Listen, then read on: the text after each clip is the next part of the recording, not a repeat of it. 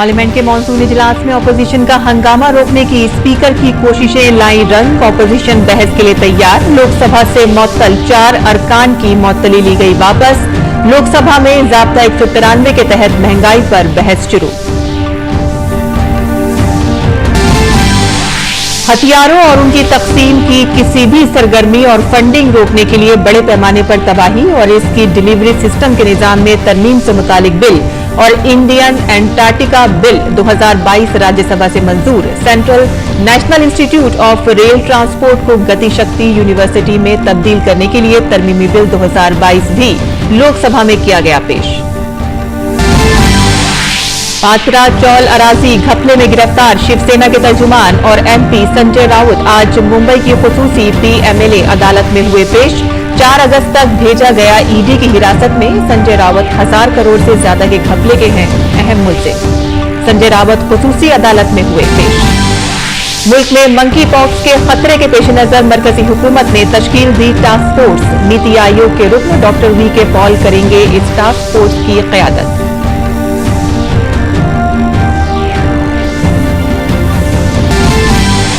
जुलाई में जीएसटी की वसूली के अदद-ओ-शुमार हौसला अफजा। जीएसटी की आमदनी 1,48,000 करोड़ से ज्यादा। मुसलसल 5 महीनों तक जीएसटी की वसूली 1.4 लाख करोड़ से ज्यादा। गुज़िश्ता साल जुलाई के मुकाबले जीएसटी की वसूली 28% ज्यादा। मालदीव के सदर इब्राहिम मोहम्मद स्वालेह आज से भारत के 4 रोजा दौरे पर। स्वालेह सदर द्रौपदी मुर्मू और वजीर आज़म नरेंद्र मोदी समेत मुख्तलिफ मौजूद शख्सियात से करेंगे मुलाकात।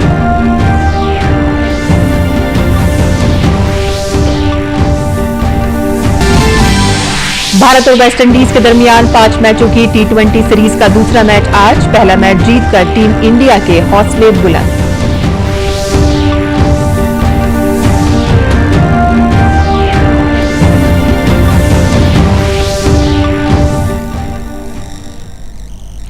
पार्लियामेंट के मॉनसून इजलास में अपोजिशन का हंगामा रोकने की स्पीकर की कोशिशें रंग लाई हैं। हुक्मरां और अपोजिशन के दरमियान ऐवान की कार्रवाई चलाने के लिए इत्तेफाक राय हो गया है।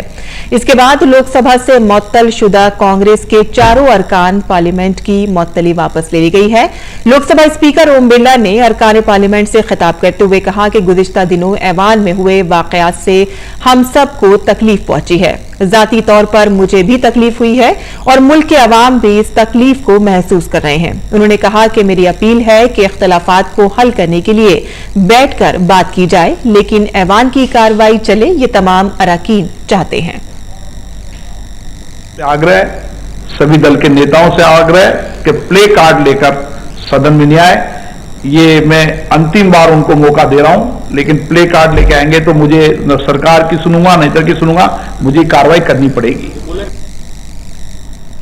मगरबी बंगाल के बीजेपी अरकान पार्लियामेंट ने एसएससी भर्ती घपले में रियासत के साबिक वजीर पार्थ चटर्जी के मुलव्विस होने के ताल्लुक से वजीर आला ममता बनर्जी के खिलाफ पार्लियामेंट अहाते में वाक़े गांधी जी के मुजस्मे के आगे एहतजाज किया।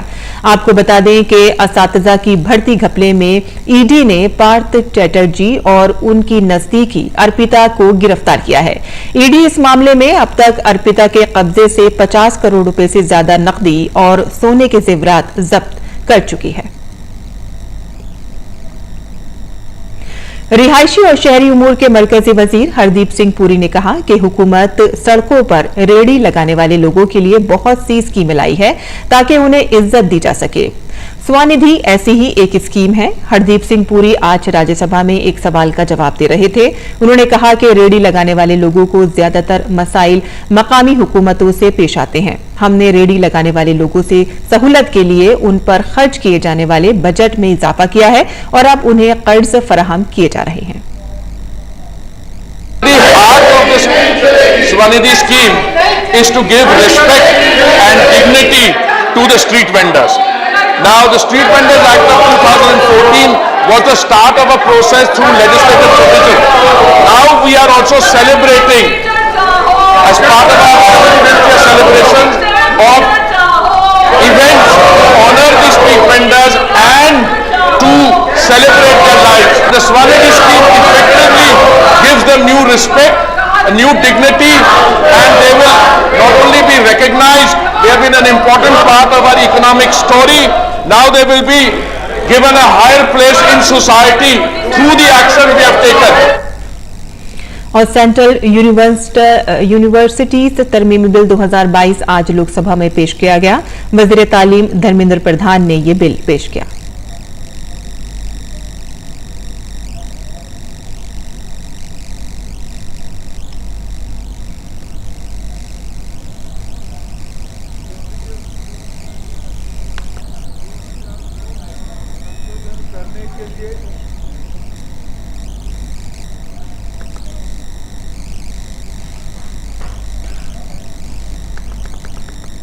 सभापति महोदय, मैं सेंट्रल यूनिवर्सिटी अमेंडमेंट बिल 2022 प्रस्तावित करता हूं। बड़े पैमाने पर तबाही फैलाने और इसके डिलीवरी सिस्टम तरमीमी बिल को आज राज्यसभा ने मंजूर कर लिया। इस मौके पर वजीर खारजा एस जयशंकर ने कहा कि मौजूदा तरमीम मुल्क के मफाद में है, पहले से मौजूद दफात में तरमीम है। इस वक्त मौजूदा दफात के तहत सिर्फ ट्रेडिंग का इंतजाम है, जबकि तरमीम के बाद फाइनेंसिंग रोकना भी आसान हो जाएगा। On the weapons of mass destruction and the delivery systems amendment bill, I compliment all the members who have spoken, and I note that there has been unanimous support for the bill, that the majority of members have actually made common points. Very briefly, sir, all members have recognized that terrorism is a serious threat, that weapons of mass destruction are a serious threat, that there is a gap in the law. Currently, the law only covers trading, it doesn't cover financing. This gap needs to be filled because Recommendation 7 of the Financial Action Task Force requires all countries, including us, to ensure that assets financing for WMD-related activities is prohibited. और बड़े पैमाने पर तबाही फैलाने वाले हथियारों की funding रोकने के लिए तरमीमी बिल राज्यसभा से मंजूर हुआ है। आपको बता दें कि अवामी तबाही के हथियार और उनकी तरसील का निजाम यानी कि गैर कानूनी सरगर्मियों की मुमानियत तरमीमी बिल 2022 मंजूर कर लिया गया है और पहले ही ये 6 अप्रैल 2022 को लोकसभा में पास हो चुका था। इसके तहत हथियारों और उनकी तकसीम के निजाम के सिलसिले में किसी भी सरगर्मी की माली इनात की मुमानिनत होगी। ये बिल बड़े पैमाने पर तबाही फैलाने वाले हथियारों और उनकी तरसील के निजाम यानी कि गैर कानूनी सरगर्मियों की मुमानिनत एक्ट 2005 में तरमीम करता है। ये एक्ट बड़े पैमाने पर तबाही फैलाने वाले हथियारों और उनकी तरसील के तरीकों से मुतालिक गैर कानूनी सरगर्मियों पर पाबंदी लगाता है और ये बिल बड़े पैमाने पर तबाही फैलाने वाले हथियारों की तैयारी, नकलो हमल या मुंतकली पर भी पाबंदी लगाता है। बड़े पैमाने पर तबाही फैलाने वाले हथियारों में हयातियाती, कीमियाई या जौहरी हथियार शामिल हैं और इसके तहत मरकजी हुकूमत किसी भी शख्स की रकम, मालियाती असासों या इक्तिसादी वसाइल को मुंजमिद, जब्त या कुर्क कर सकती है।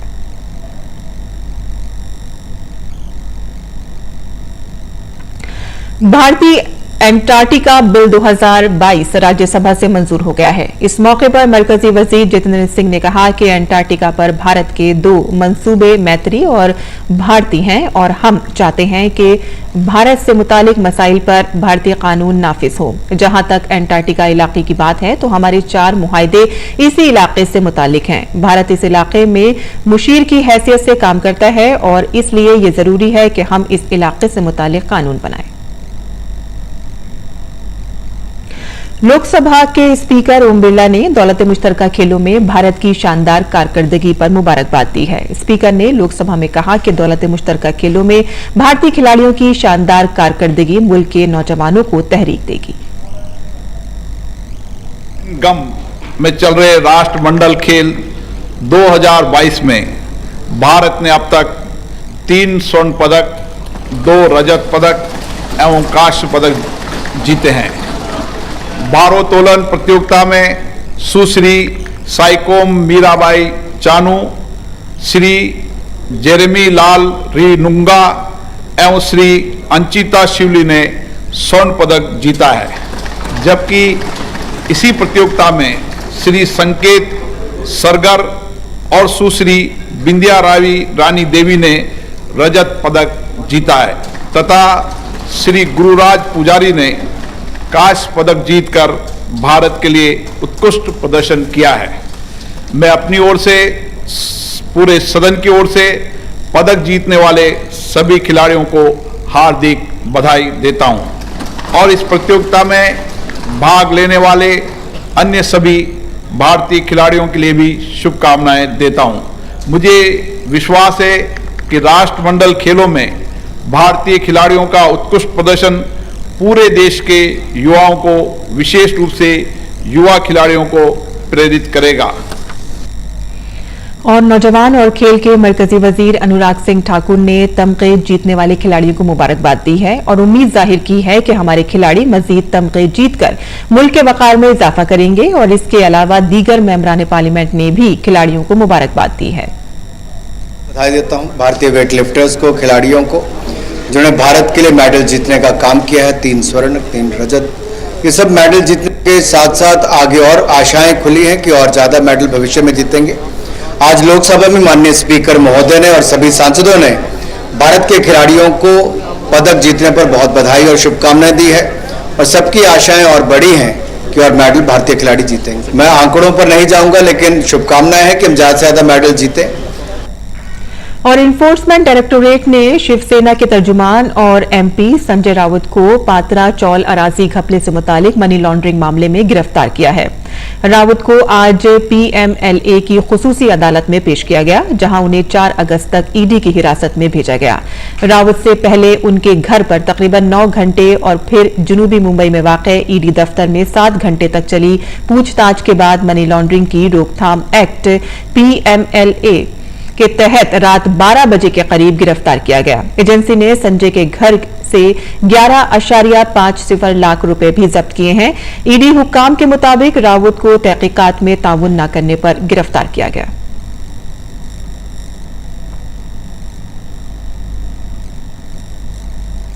दाखिली उमूर के वजीर ममलिकत अजय मिश्रा ने शिवसेना के संजय राउत के ईडी मामले में कहा है कि एक पुराना मामला है और ईडी ने उनकी बीवी से बड़ी तादाद में गैर कानूनी जायदाद जब्त की है और इसके अलावा तहकीकात जारी है। जल्द ही सारी हकीकत अवाम के सामने आ जाएगी। जो वहाँ पर रुके हुए लोग थे उनको 672 फ्लैट देने के बाद शेष का होना था, लेकिन जमीन का कहीं पर भी हस्तांतरण नहीं होना था, न जमीन की बिक्री होनी थी। उसमें भ्रष्टाचार हुआ और वो परतें खुल रही हैं। 11.5 करोड़ से ज़्यादा की संपत्ति संजय राउत जी की जो पत्नी है 11 करोड़ 15 लाख की वर्षा राउत, उनकी हुई है संपत्ति। और ये जो पैसा बरामद हुआ है वो अलग विषय है, ईडी जांच कर रही है। और उनके आप बॉडी लैंग्वेज देखें, उससे लगता नहीं है किस तरह से मफलर निकाल करके ये सब कर रहे हैं और इस तरह से कह रहे हैं कि हमें शिवसेना नहीं छोड़ूंगा। मानो ये इसलिए दबाव बन रहा है, ये वो पूरी तरह से दोषी है। ये जांच आज से नहीं चल रही है, लंबे समय से जांच चल रही है। कई कार्रवाई हुई, कई बार पूछताछ हुई है और मेरे ख्याल में कोई भी जांच एजेंसी जब किसी को हिरासत में गिरफ्तार करती है तो कुछ ना कुछ होता है। अब बाकी सारी चीज़ें जांच में आएंगी।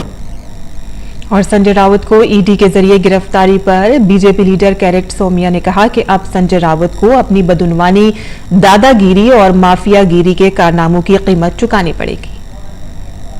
संजय राउत को आखिर हिसाब देना पड़ेगा। 1200 करोड़ का पत्राचार घोटाला हो, वसई नायगांव में जो यूनिटेक पीएससीएल बिल्डर का घोटाला हो, माफियागिरी हो, लोगों को धमकियां देना, जेल में डालना, जिस प्रकार से एनडीए सरकार ने महाराष्ट्र में भ्रष्टाचार का आतंक फैलाया था, अब संजय राउत को अपने भ्रष्टाचार का, माफियागिरी का, दादागिरी का हिसाब देना पड़ेगा। मुल्क में मंकी पॉक्स के खतरे के पेश नजर मरकजी हुकूमत ने एक टास्क फोर्स तश्कील दी है। टास्क फोर्स की सरबराही नीति आयोग के रुकन डॉक्टर वीके पॉल करेंगे। इतवार की शाम को तश्कील दी गई टास्क फोर्स 5 अरकान पर मुश्तमिल है, जिसमें मरकजी सेहत सेक्रेटरी राजेश भूषण के अलावा बायोटेक्नोलॉजी के महकमे के सेक्रेटरी और फार्मा के आला ओहदेदार शामिल हैं। ये टास्क फोर्स मंकी पॉक्स से निपटने के लिए किए जाने वाले तिब्बी इक़दामात की निगरानी करेगी और कई वजारतों के दरमियान राब्ते का काम करेगा।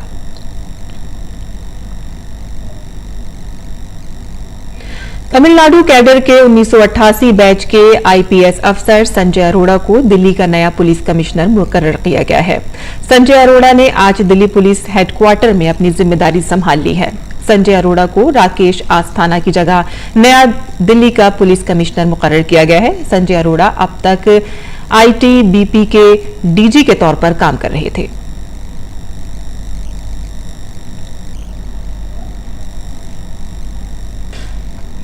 और मालदीव के सदर इब्राहिम मोहम्मद स्वाले आज 4 रोजा दौरे पर भारत पहुंचे हैं। मालदीव के सदर के हमरा आला सतही वफ्द भी है। मालदीव के सदर स्वाले अपने दौरा भारत के दौरान सदर द्रौपदी मुर्मू से मुलाकात करेंगे और वजीर आजम नरेंद्र मोदी से भी बातचीत करेंगे। सदर स्वाले मुंबई में एक भारतीय तिजारती वफ्द से भी मुलाकात करेंगे।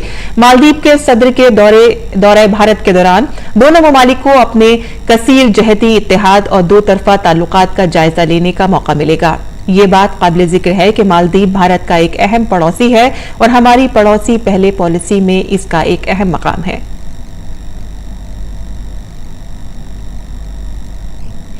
आजादी के अमृत महोत्सव के एक हिस्से के तौर पर सकाफत की मरकजी वजीर ममलिकत मीनाक्षी लेखी ने दिल्ली के कनॉट प्लेस में 40 तिरंगा उत्सव एलईडी वैन को तिरंगा झंडा दिखाकर रवाना किया। इस मौके पर उन्होंने कहा कि हर घर तिरंगा अभियान नरेंद्र मोदी ने शुरू किया है, इसलिए तिरंगा यात्रा निकालने से लोग इसकी अहमियत और इफादियत से वाकिफ हो सकेंगे। हर घर तिरंगा अभियान माननीय प्रधानमंत्री जी ने शुरू किया है और उसी सिलसिले में 2 तारीख का हमारा एक कार्यक्रम भी है जो गृह मंत्री जी खुद उसमें उपस्थित रहने वाले हैं। आज जो वैन्स हैं उन तिरंगा यात्रा से और तिरंगे का महत्व, तिरंगे से जुड़ी हुई यात्रा और पिंगले जी का जो जन्मदिन है वो 2 तारीख को है, उसी के बारे में जागरूकता क्षेत्र में रहे और लोगों को इसकी जानकारी रहे, उसके लिए हमने कुछ वीडियो वैन्स को आज चलाया है, उसी का फ्लैग ऑफ था। इलेक्शन कमीशन ने वोटर शिनाख्ती कार्ड को आधार कार्ड से लिंक करने की मुहिम आज से शुरू कर दी है। अब कोई भी वोटर अपने आधार कार्ड को अपने वोटर कार्ड से जोड़ सकता है। मुल्क की राजधानी दिल्ली के मशरिकी जिला ने भी इस मुहिम का बाकायदा आगाज किया है। पेश है हमारे नामानिगार गिरीश निशाना की ये खुसूसी रिपोर्ट। अब कोई भी राय दहिंदगान अगर चाहे तो अपने वोटर शनाख्ती कार्ड के साथ आधार को लिंक कर सकता है। जी हां, यह मुहिम पीर से शुरू हो चुकी है। मशरकी दिल्ली के जिला इंतखाबी दफ्तर में इस मुहिम का बाकायदा आगाज किया गया। अब कोई भी वोटर अपने शनाख्ती कार्ड को आधार से लिंक करने के लिए फॉर्म 6B भर सकता है। इस मुहिम को मुकम्मल करने के लिए 31 मार्च 2023 तक का हदफ मुकर्रर किया गया है। इसके अलावा 4 सितंबर से खुसूसी कैंप का भी इनकाद किया जाएगा, जिसमें तमाम बूथों पर तवज्जो मरकूज की जानी है। इलेक्शन कमीशन के डायरेक्शन और गाइडलाइंस के हिसाब से आज 1 अगस्त 2022 से जो वोटर लिस्ट है हमारी, उसमें जो वोटर के आधार कार्ड है उसको इंटीग्रेट करने की हमने प्रक्रिया चालू की है। आज से कैंपेन स्टार्ट हुआ है। 4 सितंबर को ये पहला कैंप लगेगा। एम है कि जितने भी हमारे बूथ हैं सबको कैप्चर किया जाए। इसमें जितने भी हमारे वोटर हैं पूरे जिले में, उसको हम आधार से लिंक करें पूरी वोटर लिस्ट को। यह मुहिम मुस्तकबिल में वोटर्स की सहूलत के लिए शुरू की जा रही है। कोई भी वोटर अपने आधार कार्ड को वोटर कार्ड से ऑनलाइन NVSP पोर्टल पर लिंक कर सकते हैं। फॉर्म 6B भरकर भी इसे जोड़ा जा सकता है या खुसूसी कैंपों के दौरान भी वोटर अपने नाम को आधार से जोड़ सकेंगे। ये जो आधार लिंकेज की फैसिलिटी है, ये basically to provide better electoral services in the future. मतदाता अपना लिंकेज जो है सबसे आसान है कि ऑनलाइन कर सकता है। ऑनलाइन वो NVSP पोर्टल पे जाए, वहाँ पे अपना एक प्रोफाइल क्रिएट करें और उसमें अपना लिंकेज करें। फॉर्म 6B भर के जो अप्रूव होगा ERO से।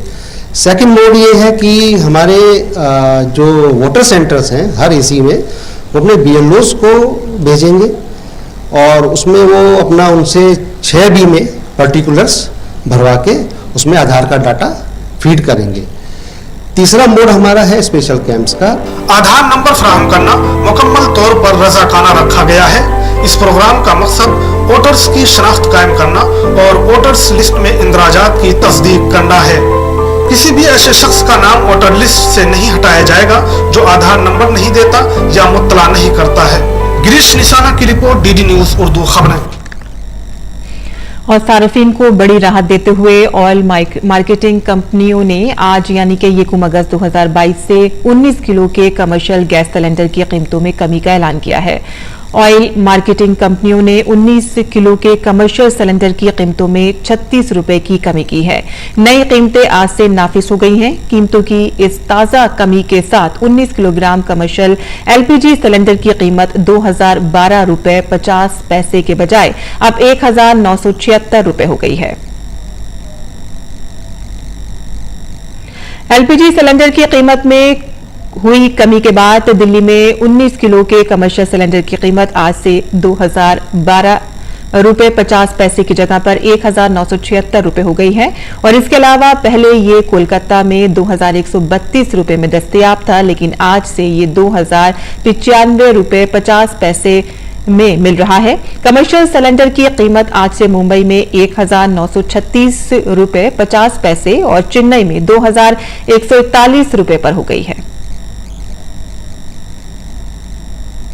जुलाई में GST की वसूली के हौसला अफजा अददशुमार सामने आए हैं। जुलाई के महीने में GST की वसूली 1,49,000 करोड़ के करीब पहुंच गई है। GST की आमदनी मुसलसल 5 महीनों से 1,40,000 करोड़ से ज्यादा रही है। इस साल ये वसूली गुज़िश्ता साल जुलाई के मुकाबले में 28% ज्यादा थी।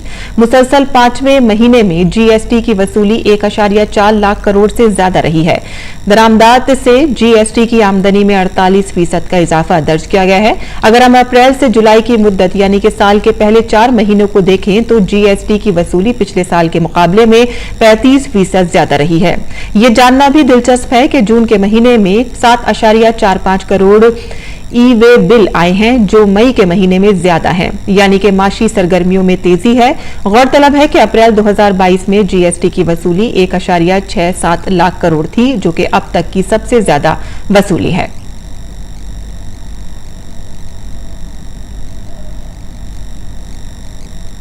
और जुलाई के महीने में भारत में मैन्युफैक्चरिंग PMI में इजाफा दर्ज किया गया है। जुलाई में PMI 56.4 रही, जो 8 माह की बुलंद तरीन सतह है। इससे कबल जून में 53.9 की सतह पर रिकॉर्ड किया गया था। ये मुसलसल 13वां महीना है कि जब मैन्युफैक्चरिंग सरगर्मियों में इजाफा हुआ है। सर्वे में यह भी इंकशाफ हुआ है कि कंपनियों की इनपुट लागत और मसनूआत की कीमतों पर दबाव में कमी दर्ज की जा रही है। दूसरी जानिब चीन में मैन्युफैक्चरिंग PMI में कमी हुई है। जुलाई के लिए PMI 49 रहा है, जो 3 माह की कम तरीन सतह है।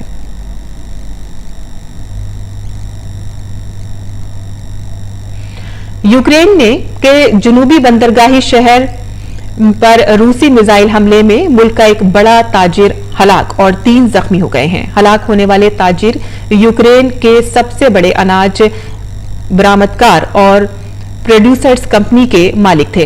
इतवार की अलसुबह के वहां के एक शहर में हुए इस होने वाले हमले में रूस की जानिब से कम 12 मिसाइल दागे गए और माइक्रोलाइव पर रात भर जारी रहने वाले मिसाइल हमले को गुज़िश्ता 5 माह से जारी जंग में सबसे ताकतवर करार दिया जा रहा है।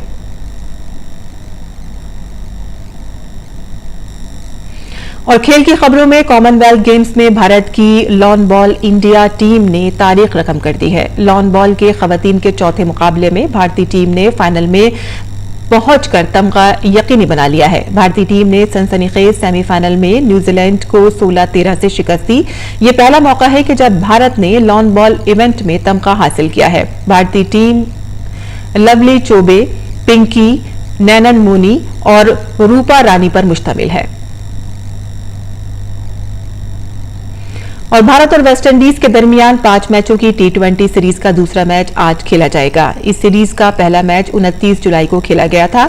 इस मैच में भारतीय टीम ने शानदार खेल का मुजाहिरा करते हुए मेजबान वेस्टइंडीज को 68 रन से शिकस्त दी थी। इस मैच में दिनेश कार्तिक ने एक बार फिर अपनी शानदार बल्लेबाजी से सबका दिल जीत लिया था, जबकि कप्तान रोहित शर्मा ने 64 रन की शानदार इनिंग्स खेली थी।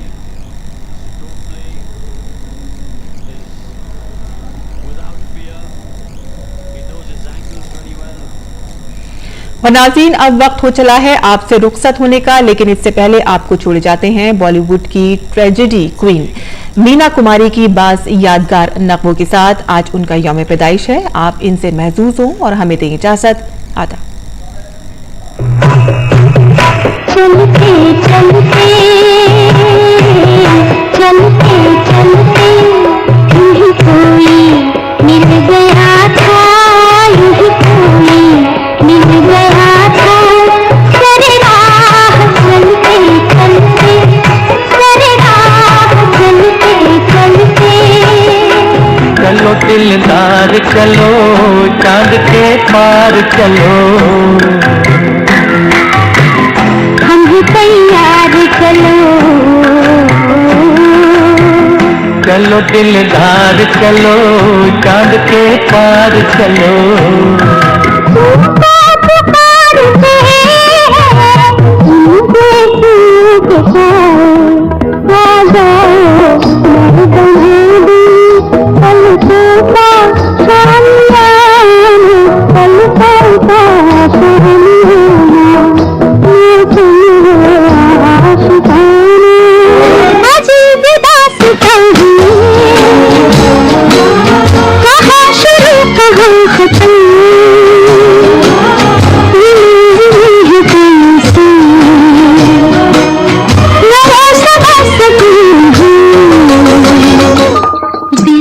अपना प्रीत परा